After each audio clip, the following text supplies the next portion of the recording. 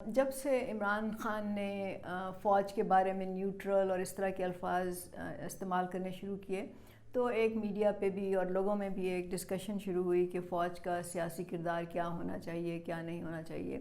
لیکن ابھی حال ہی میں جو چیف آف آرمی اسٹاف ہیں قمر جاوید باجوہ صاحب, انہوں نے جب یہ کہا کہ فوج کا سیاست میں دخل دینا ایک غلطی تھی اور آئندہ یہ نہیں ہوگا, تو اس پہ بہت سے تبصرے ہو رہے ہیں.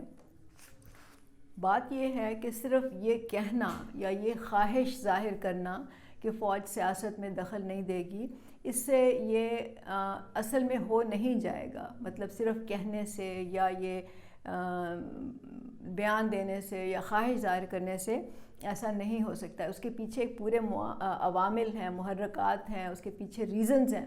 جب تک ان کو ایڈریس نہیں کیا جائے گا تب تک یہ نہیں ختم ہو سکتا, اور یہ بات سمجھنی بہت ضروری ہے. ایک انگریزی میں ایک محاورہ ہے, یا کہتے ہیں if wishes were horses beggars would be riders. اس کا مطلب ہے کہ اگر خواہش کرنے سے ہمیں وہ تمام چیزیں مل جاتی جو ہم چاہتے ہیں تو پھر جو غریب سے غریب بھی انسان ہے وہ بھی اس کے پاس بھی سب کچھ ہوتا.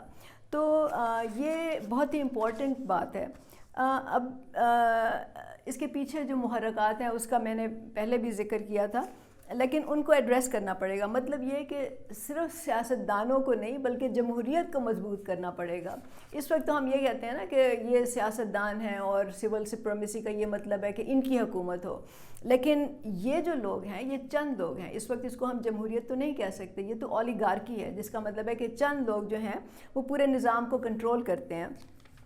تو جب تک اس کو ختم نہیں کیا جائے گا, ان ارب خرب پتی سیاستدانوں کو کا کنٹرول یا قبضہ سیاست پر اور ملک کے پورے نظام پر, ملک کے پورے اداروں پر سے ختم نہیں کیا جائے گا, تب تک یہ نہیں ہو سکتا. اور اس کے لیے عام لوگوں کو امپاور کرنا پڑے گا, عام لوگوں کو سیاست میں لانا پڑے گا, عام لوگوں کو لیڈرشپ دینی پڑے گی, عام لوگوں کو وہ تمام اپرچونٹیز مہیا کرنی پڑیں گی جس کے ذریعے وہ سیاست میں آئیں, لیڈرشپ لیں, الیکشن بھی لڑیں, اسمبلیوں تک بھی پہنچیں. ان کو منظم کرنا پڑے گا, متحد کرنا پڑے گا. اور یہی ایک طریقہ ہے جس سے کہ ہم یہ سمجھیں گے کہ صحیح طور پہ ملک میں جمہوریت آئی ہے, اور جب جمہوریت آئے گی صحیح طریقے سے تو پھر ہر ادارہ بھی اپنے ہی جو اس کا آئینی کردار ہے اس میں رہ کے وہ کام کرے گا. اس کے لیے آپ کو لوکل گورنمنٹ سسٹم جو ہے اس کو مضبوط کرنا پڑے گا, کیونکہ وہاں سے ہی گراس روٹ سے لیڈرشپ نکلتی ہے. برابری قائم کرنی پڑے گی, مطلب یہ کہ وسائل پر اور اپرچونٹیز پر تمام لوگوں کی برابر کی دسترس ہونی چاہیے تاکہ ہر ایک کو آگے بڑھنے کے مواقع مل سکیں. ان کے سامنے جو روڈ بلاکس ہیں ان کو ختم کرنا پڑے گا, طلبہ یونینز کو بحال کرنا پڑے گا, ٹریڈ یونینز کو مضبوط کرنا پڑے گا, کیونکہ وہی پلیٹ فارمز ہوتے ہیں جہاں سے کہ عوامی لیڈرشپ جو ہے وہ آہستہ آہستہ آگے بڑھتی ہے. لوگ نیشنل پولیٹیکل جو ایک سفیر ہے یا دائرہ کار ہے اس میں شامل ہوتے ہیں.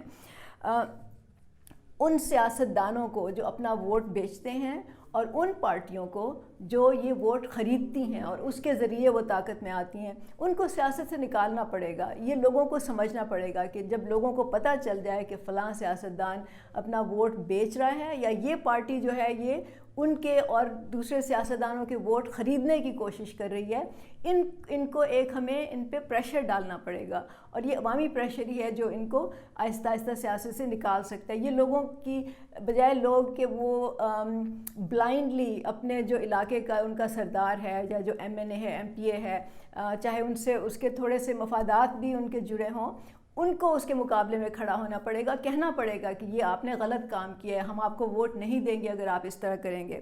تو یہ ایک طریقہ ہوگا.